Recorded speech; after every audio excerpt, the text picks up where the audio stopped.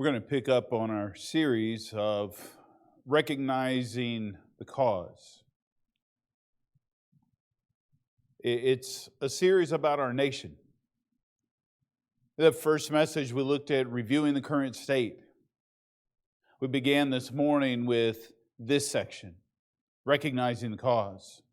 Understanding what has brought us to where we are and why are we where we are. What are the things that are going on in our world today? And you may look at the news and you may think that you know. You may have friends telling you daily, hey, did you hear this? Do you know this is what's going on?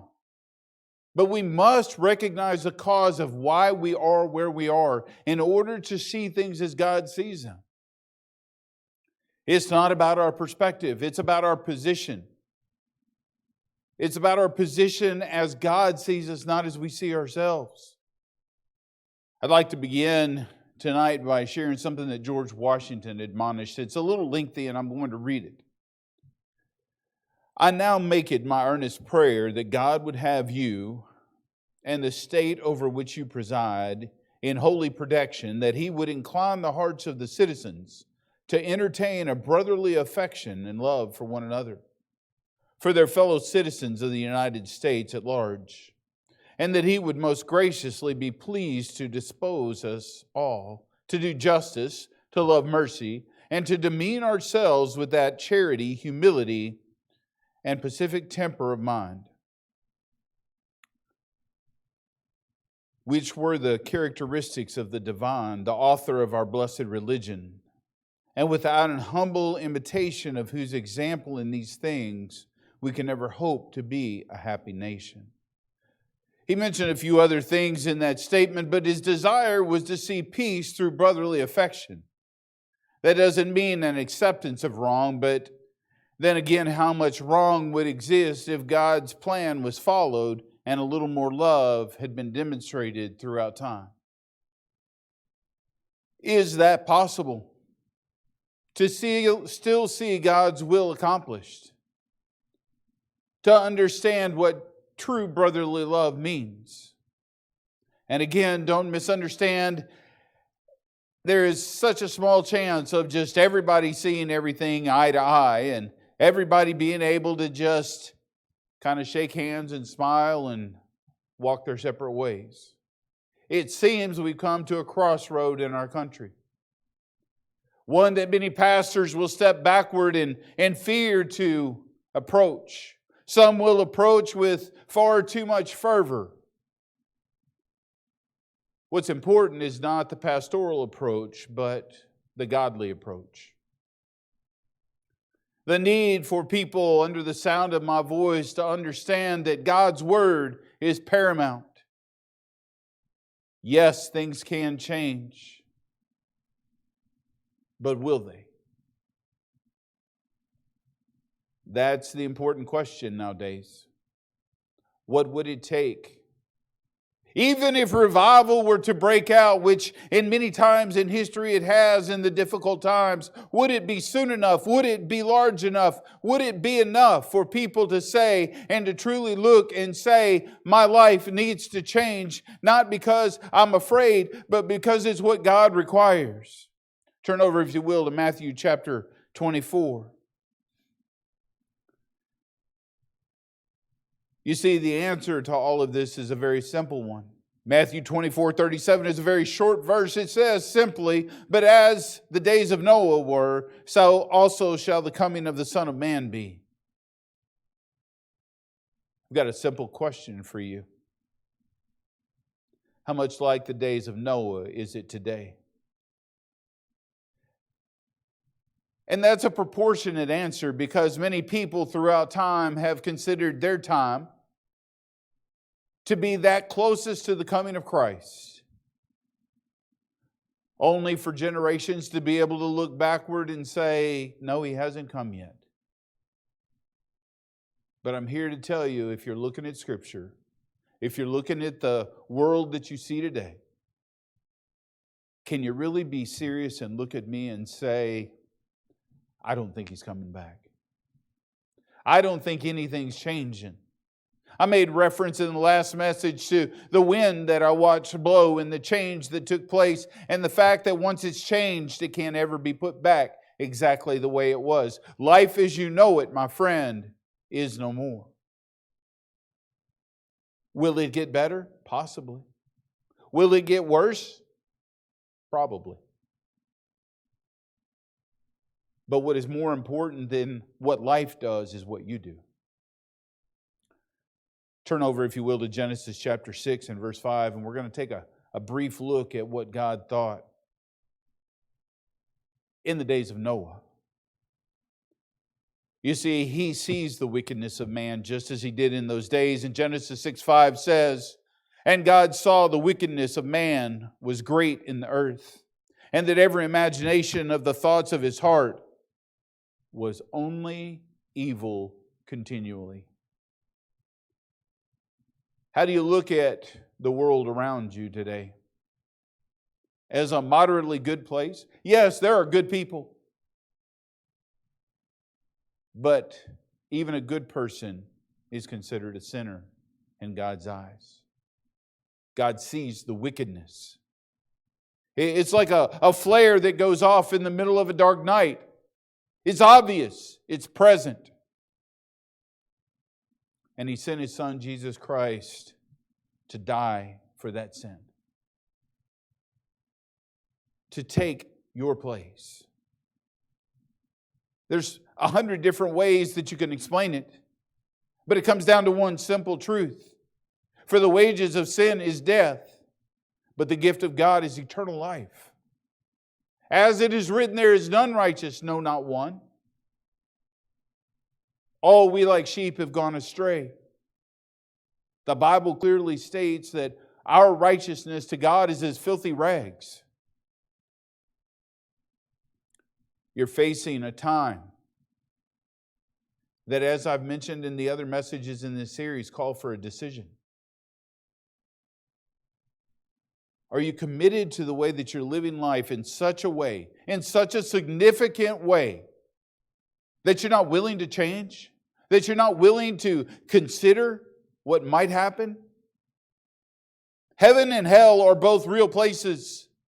You're either going to one or the other. And you can think as long as you want that is when my body hits that dirt, when I'm covered up, that's just the end. I'm going to ask you to consider otherwise. A consideration of a true and a literal heaven and hell.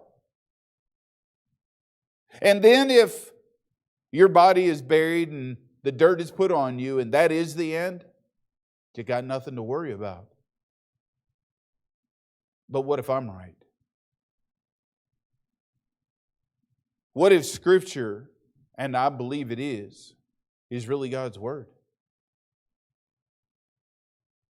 Because it talks at length about the fact that it isn't just a temporal life, that there's more to come.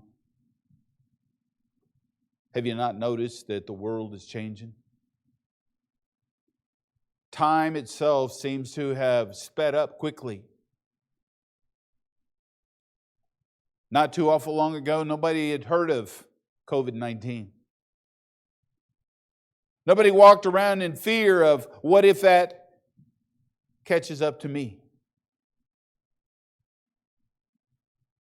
It'll make you think. But it should make you think more about eternity than ever before. Tonight we'll continue this series. You know, if we fail to recognize what brought us to this juncture, we fail to be able to truly and accurately consider what lies ahead. Israel fell back so many times.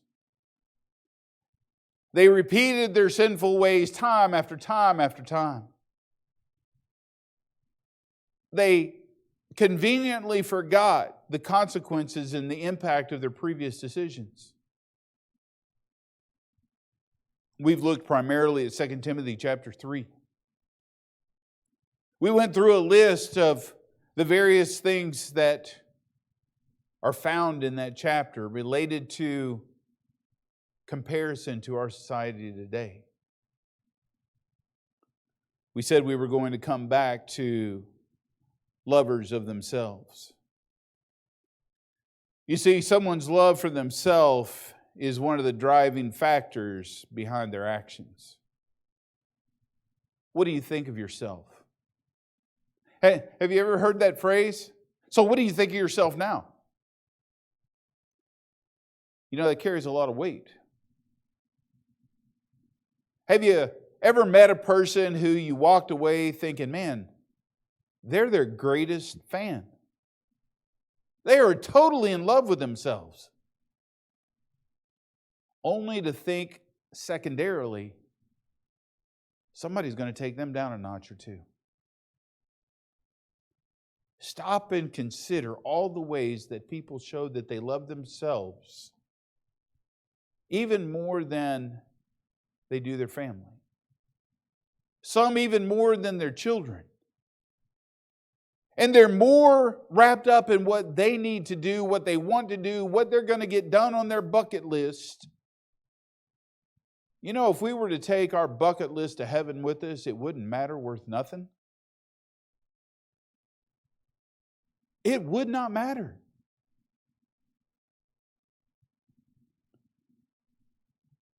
One drastic sin that you have to recognize. We're going to spend a few minutes here. But it's imperative that we realize that individual sin has to be noticed. Part of this is what's brought us to where we are today. It runs rampant in our society, and it must be addressed.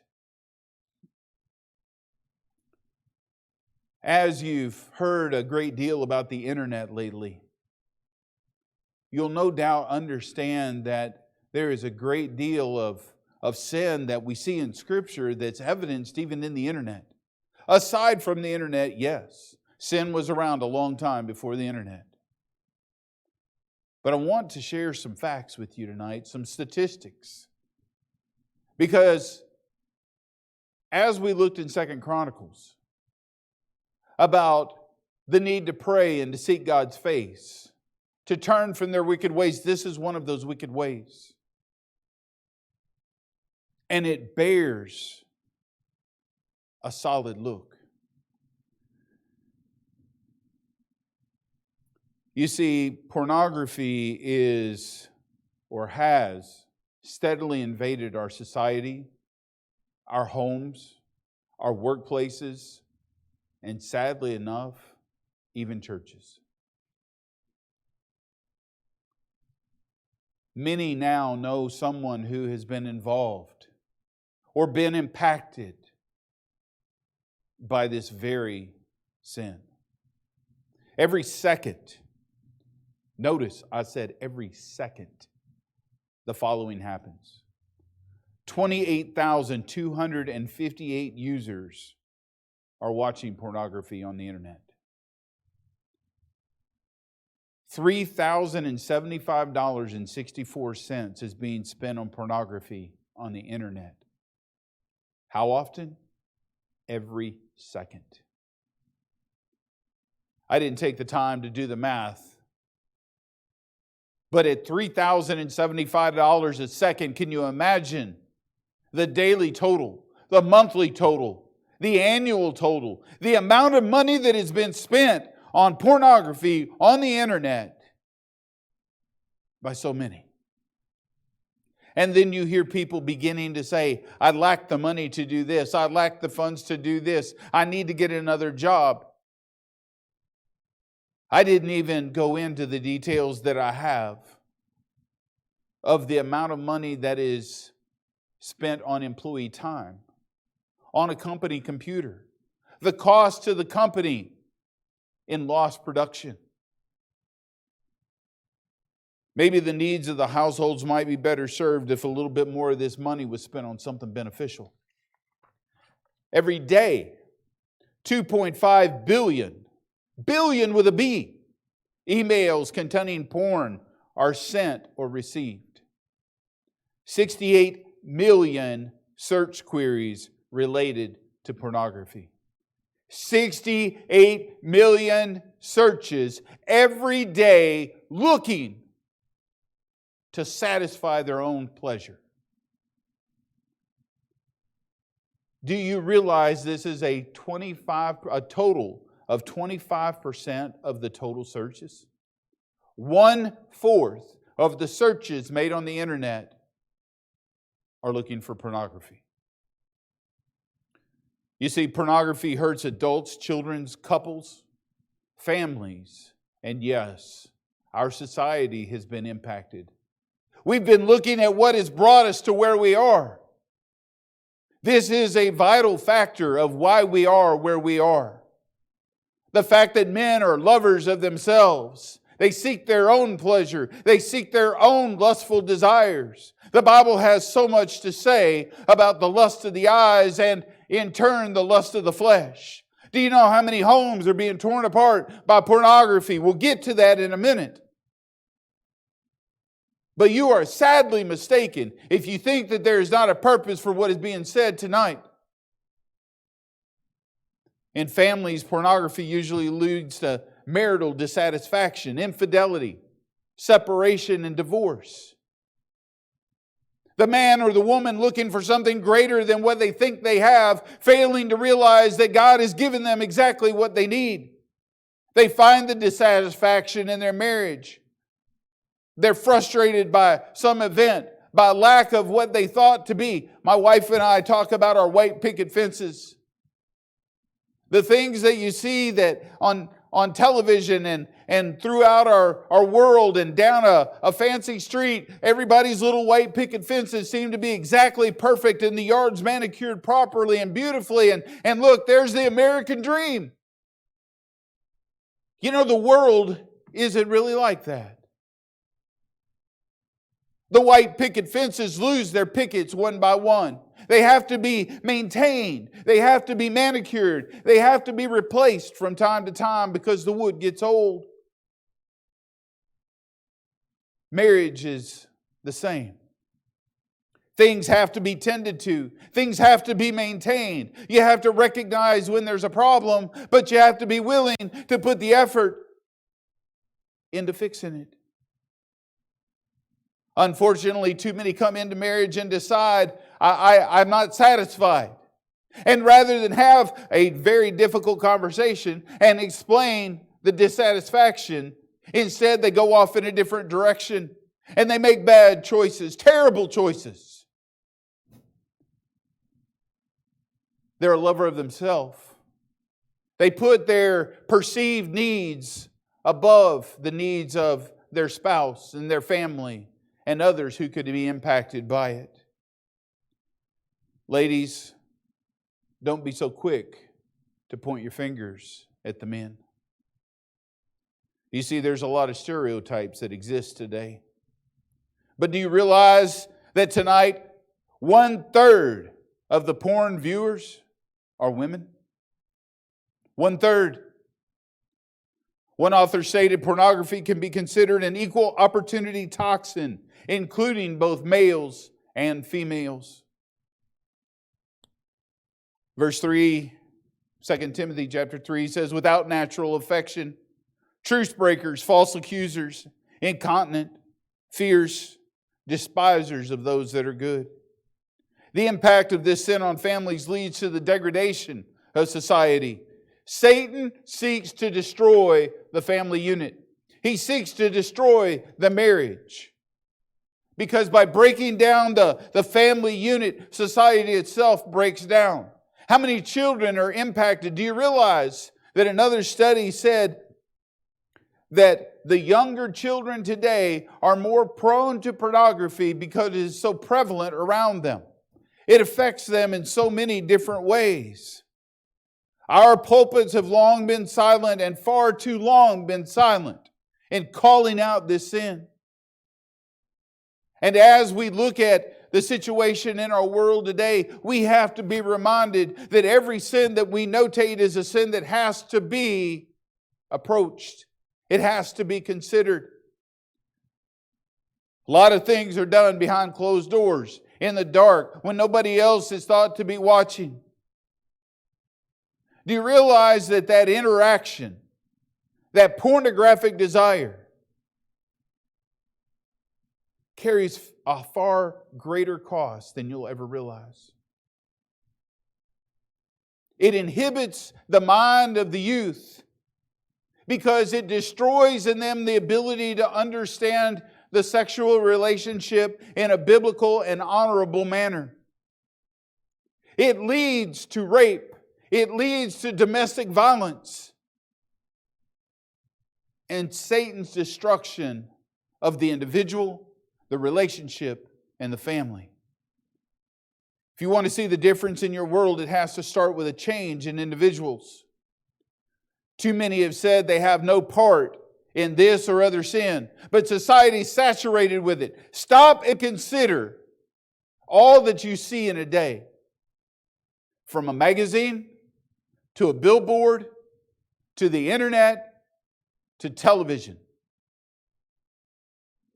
Look at what young people are exposed to.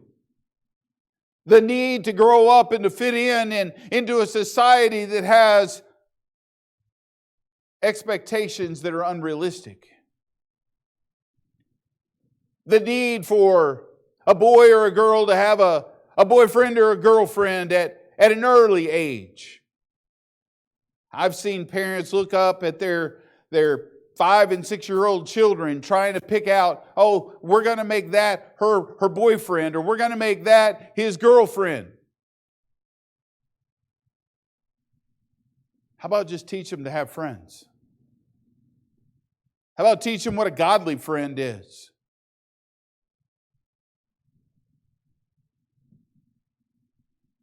Traitors, heady, high-minded, lovers of pleasure more than lovers of God. It bears repeating. Because you have to realize the comparison there. Lovers of pleasure more than lovers of God. Pornography casts a light of a pleasure that has to be realized. Satan is saying, don't be happy with what God's given you. Don't be happy with the decision that you made. There's greener grass on the other side. Why don't you ask Samson how well that worked out? Why don't you ask all of those throughout Scripture and throughout history who went searching for what wasn't rightfully theirs?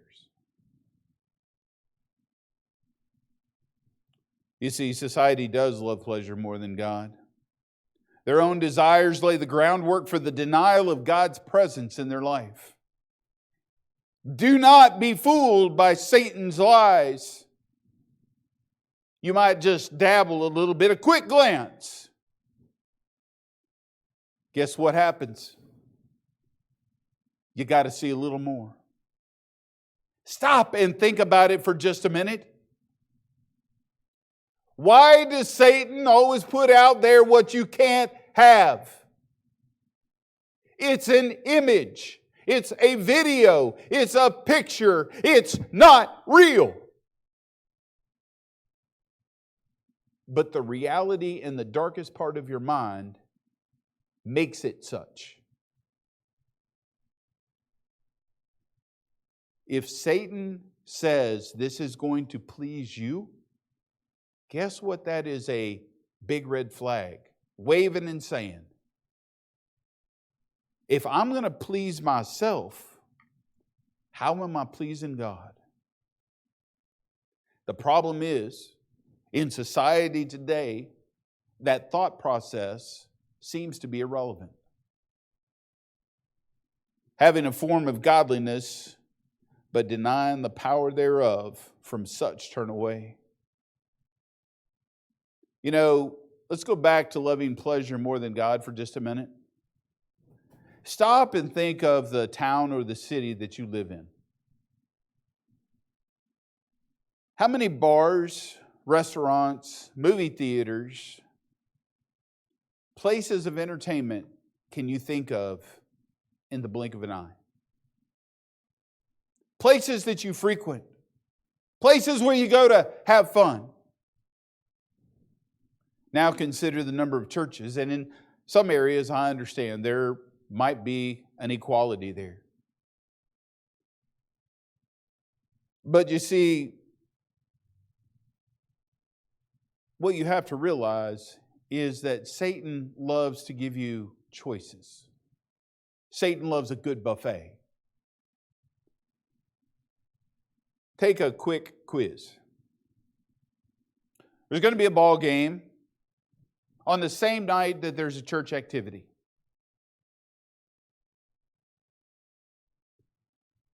Which one are you more likely to go to?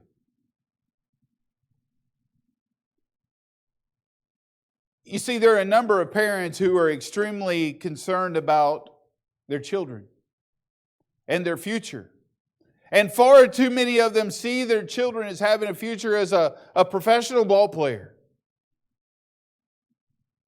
You know, there was a day when ball games weren't scheduled on Sunday?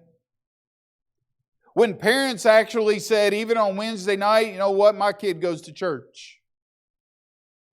At some point in time, people decided that they loved pleasure more than God. And the excuse was, that service isn't all that important. Wednesday night isn't even in Scripture. You know, you can get around anything you want. But it all boils down to this. What are you teaching your child? Are you teaching your child? Or are you yourself even learning, I need to put God first? Guess what? If your kid is good enough to play professional sports, God's going to get them there. You don't understand, Pastor. It's a different world. It's competitive. Yeah, it's competitive. Satan's competing with God. Having a form of godliness, but denying the power thereof. Do you really want the power of God demonstrated in your life? Then you have to stop and consider the things that are a part of your life, the decisions that you make. You know, it tells me that godliness is a powerful factor, and so we're watching many around us sacrifice that power of God in their life by the choices that they're making because they would love their pleasure more than God.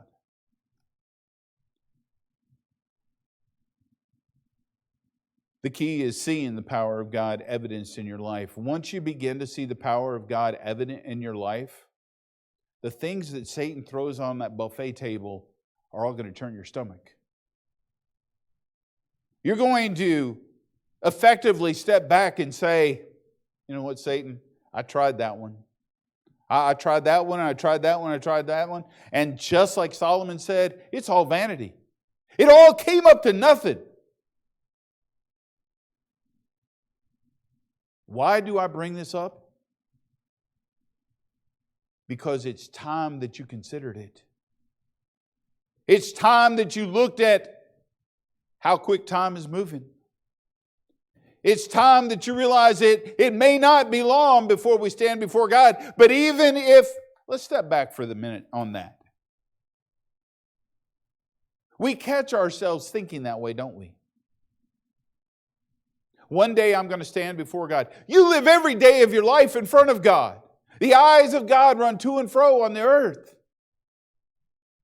You're not hiding from God. You're not under some little cave somewhere that God can't see what's going on.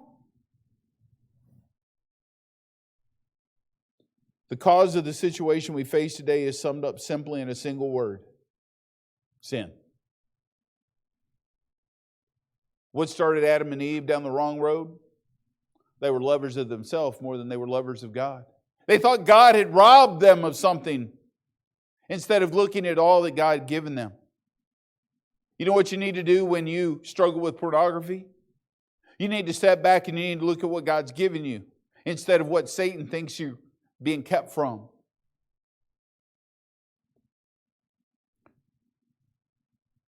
The question really isn't so much what brought us to this point as where do we go from here? Where do you go from tonight? How do you step into another day realizing what you do? What your temptations are? You might even say, oh, I can't get away from the temptation. Oh, yeah, you can. You find a way. But you see, that way requires you loving God more than yourself. It requires you looking at God and saying, I don't want to look at that anymore. I don't want to go down that road. Satan keeps butting my head against the wall, and I got nothing to show for it.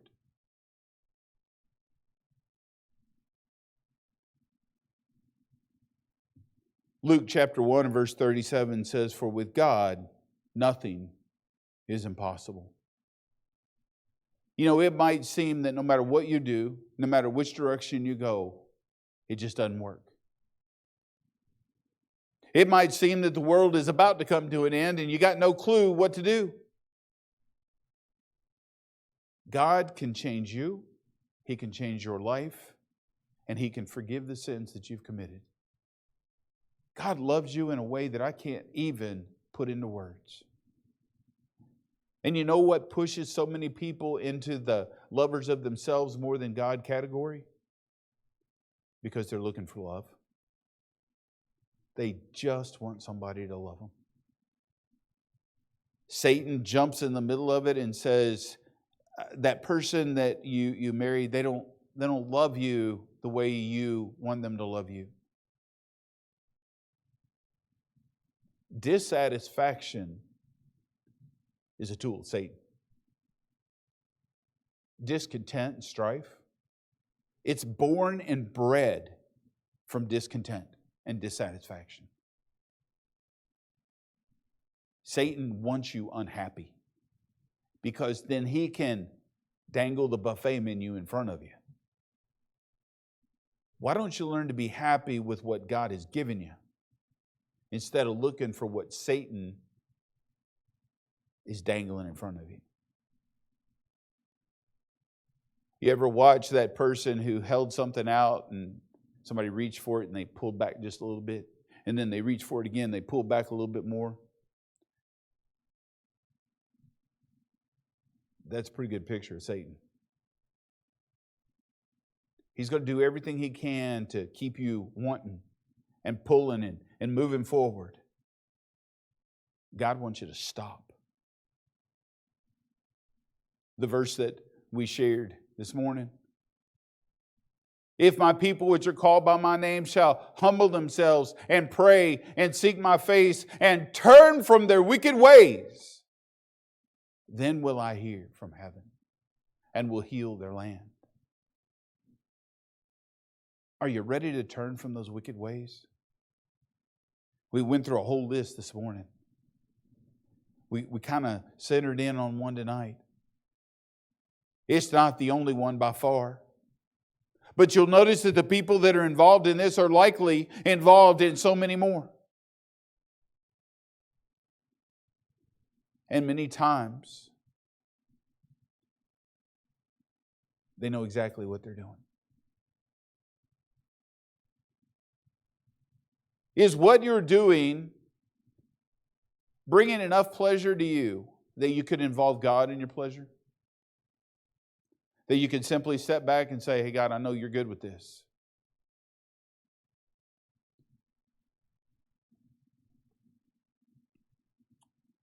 Nothing just covers a lot of ground. It covers all the ground.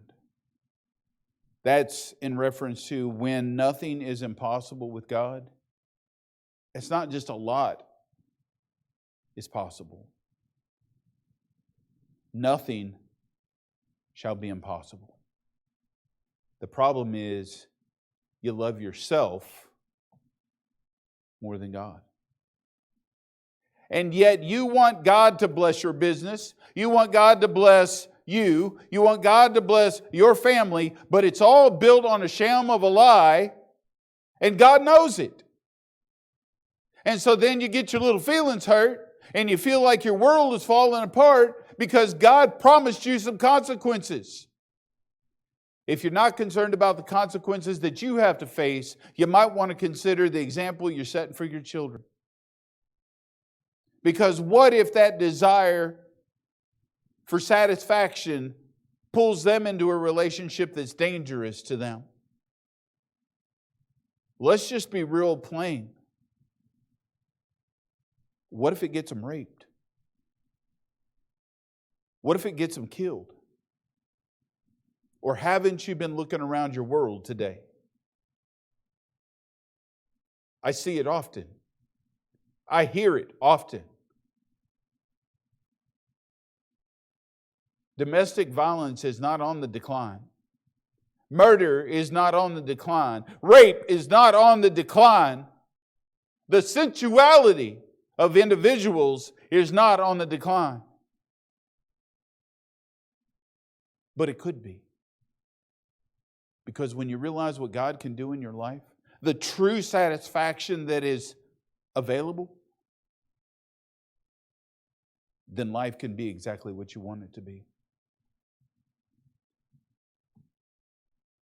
Time after time throughout the ages, God has proven His might and His power. Yes, it's included times of punishment. There have been consequences that had to be paid. And there have had to be lessons learned. But I need you to understand, you've got to define the wicked ways. You've got to understand that it is plural to begin with, until it melds and molds and shifts and transforms, not into individual ways, but a singular way of life. How many things would you go to the store and pay for, knowing they were fake? Paying full price. You go into a diamond store and you want that diamond. And that diamond's going to cost you thousands of dollars. And so you go and you get that diamond and you put that diamond, you have it set, you wear it with pride and satisfaction. Again, being a lover of yourself more than a lover of God. And you wear it with pride and you show it off. And one day it breaks. And it doesn't take a very intelligent individual to realize that if it broke, it wasn't a diamond. And so you take it back to the jeweler and you say, "You sold me a fake." The jeweler says, "I never told you it was real. You assumed by the price that it was something that it was not. And now it's going to cost you more." You see, that's Satan's ploy. He's never going to sell you the real thing. He's going to put a fake out there and he's going to put a fake price tag on it. And you're going to have to pay again. And it's going to cost you more than you ever wanted to pay. Are you willing to pay that cost tonight? Or is it time you realized Satan doesn't have your best interest in mind? He's got a lot of people in this world fooled tonight, thinking that their agenda and their perspective and their desire and their way of doing things, that it's going to give them what they want. God is going to turn it around one day. And when it turns around, I don't want to be in their shoes. I want to be the one that God looks at and says, "You prayed. You humbled yourself. You prayed. You sought my face. And you turned from your wicked ways." Don't you dare stand there and say, "I don't have any wicked ways." Because God knows better. And way down deep, you do too. If you think that the relationship you're in is going to be the one that causes you the trouble, you're going to have a whole long time to think about it. Mistakes are made. Forgiveness can be given. But if you live in a lie and you never come clean, God knows. And it's time that we turn from those ways. We acknowledge where we were. We acknowledge where we are. We acknowledge where God wants us to go. We need to understand that we can turn from those ways. Otherwise, He wouldn't have given you that option. He wouldn't have said, "I'll forgive your sins." He wouldn't have even said, "I'll heal your land." But tonight we have to understand what's brought us to where we are. We need to recognize the cause. If you'll bow your heads and close your eyes. What about it tonight? What is the wicked way that you know exists? Are you a lover of yourself more than a lover of God? Do you find yourself sacrificing the godly measures in life for what you want to do and finding some excuse to justify it? Are you truly committed to saying, God, I want the absolute best that you have to offer? In my mind, in what goes before my eyes, in my relationship, in my desire, in my ability to have the power of God evidenced in my life? Or are you too busy looking at what you think God has kept from you? Wanting something that you think is better. Satan can never offer you anything better than what God has given you. Satan can never give you anything better than what God has given you. Maybe it's time that we stood up and took notice of that. Has there ever been a time in your life when you acknowledge the fact that you're a sinner? When you ask Jesus Christ to forgive you of the sins that you've committed? Ask God for the forgiveness of those sins. Acknowledge that they're present. Or are you still a lover of yourself and you're simply saying, if I got saved and I became one of those Christians and I followed what was in the Bible, then I'd have to give up all the things that I enjoy. It's not even a trade we're talking about. Because the things that you enjoy are taking you down a path that you're not going to enjoy the end of. I mentioned in the last service, you're going to make a decision tonight. You see, you don't get to abstain. You don't even get to say maybe another day. You're going to make a decision, yes or no, tonight. Yes, I'm going to do what God wants. Yes, I'm going to get my eternity settled today. I know that if you died right now, you're only going one of two places. Do you know where you're going when you die? Can you say with 100% probability and confirm the fact through Scripture, I know I'm going to heaven, and here's why I know?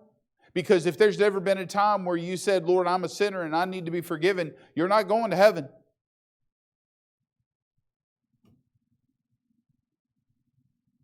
I state as my source God's Word. The wages of sin are death. And all those that died in sin will be cast into the lake of fire. What is your decision tonight? Are you going to choose to be a lover of yourself and continue on?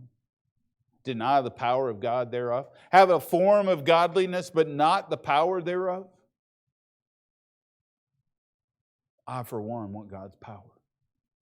Dear Heavenly Father, we thank you for this day. Lord, we thank you for your promises, that with you nothing is impossible, and Lord, we have all failed in so many ways. And Lord, some have negated to ask for forgiveness. Some don't think they need forgiveness. But Lord, we're all wicked in some way or another. Lord, I pray that you would show those that have never been saved, that have never asked you to take control of their life in a meaningful and powerful way, that, Lord, you would show them their need. Show them that time is drawing close and that Satan's buffet holds no value. Guide and direct now. Help as each looks into their heart, looks through your word.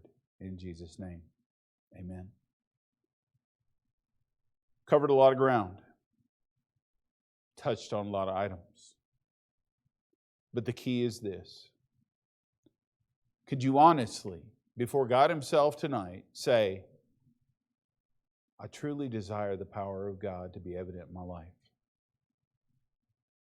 Not by your own might, not by your own strength, not by your own power, but only by God's power. Are you willing to turn from your wicked ways?